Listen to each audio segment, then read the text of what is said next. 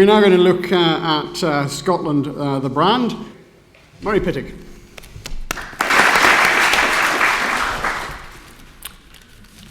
Well, there are literally dozens of reasons why I'm intending to vote yes on the 18th of September. But when anyone comes up to me with a puzzled or more likely a hostile approach and says, "Why are you voting yes?" I ask them, "Is Scotland a country?"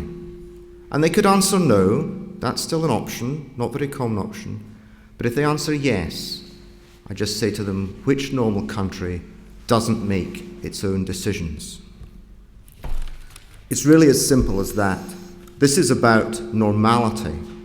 And I think that the double-headed way in which we talk, or which across Scotland there's a lot of discourse about Scotland as a nation by people with no intention of it ever being one, is something we really have to put a stop to.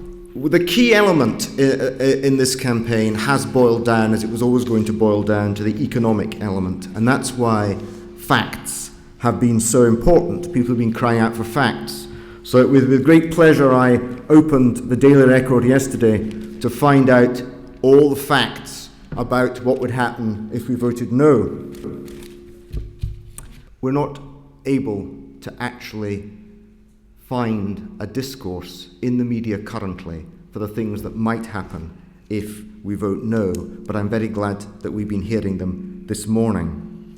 I'm not an economist, but what I do have expertise in is culture. And where culture meets economics, their brand is born. And one of the things I think that holds back Scotland's brand overseas is the fact that quite often people, it's not until recently we've been educated in our own culture, and I was pleased to champion the development of the Scottish Studies in the Curriculum for Excellence in 2011-13. We've been held back by ignorance about our own culture and what that culture, not just our business culture, but our national culture, can do for the brand overseas.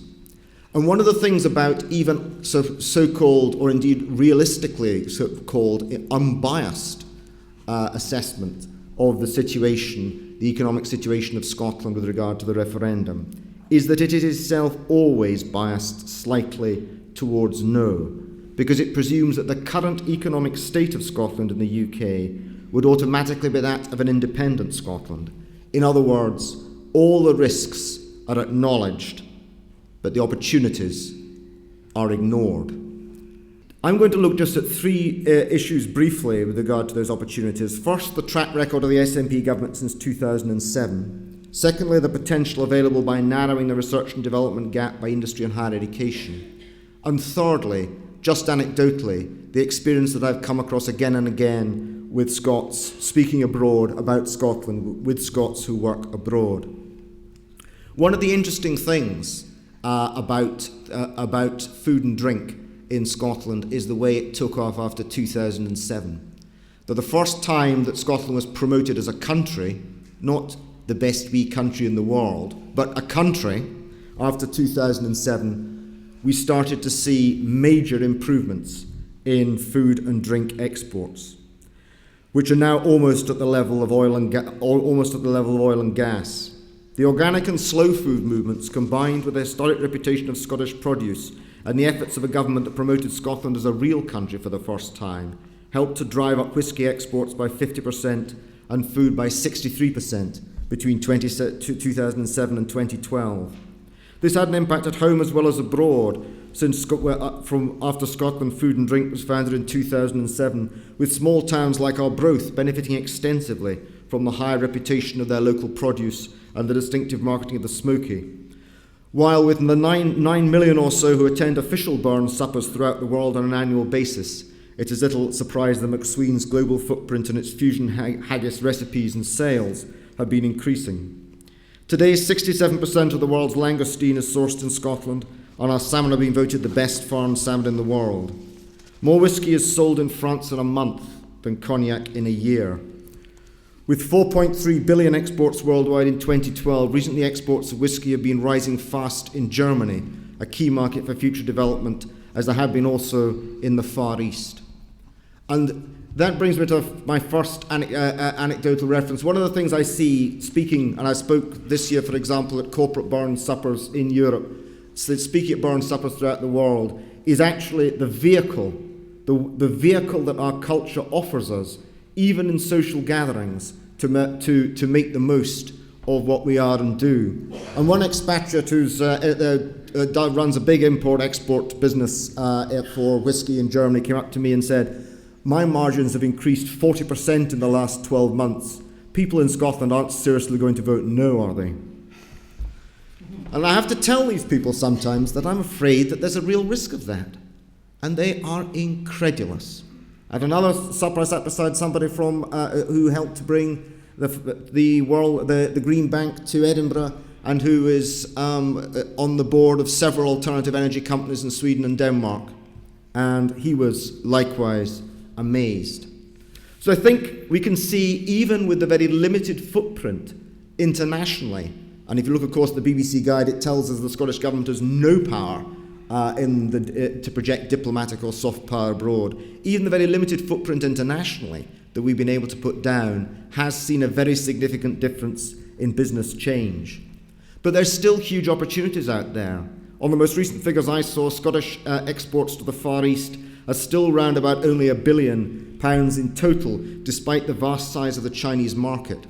And then I think comes the second issue I want to dwell on very briefly, which is the gap, which has not significantly decreased since devolution in 1999, the gap between the 120% of UK research and development average spend in the higher education sector in Scotland and the 45% of the UK R&D average that there is in the general business sector.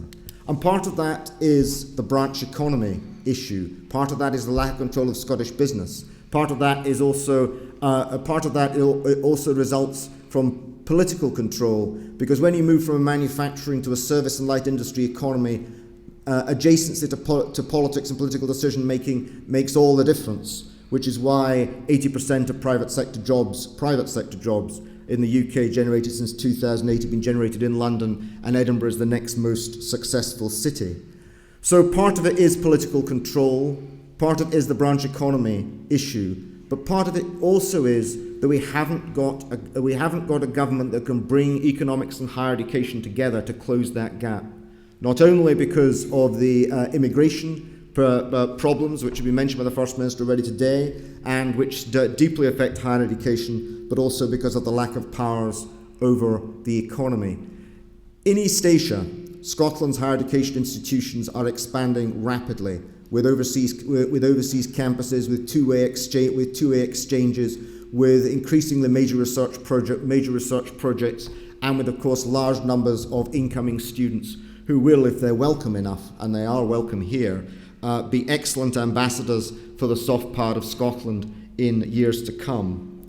What we need to be able to do is to bridge the gap between our relatively low exports in the Far East and the scale of higher education business in the Far East more effectively than we're doing currently.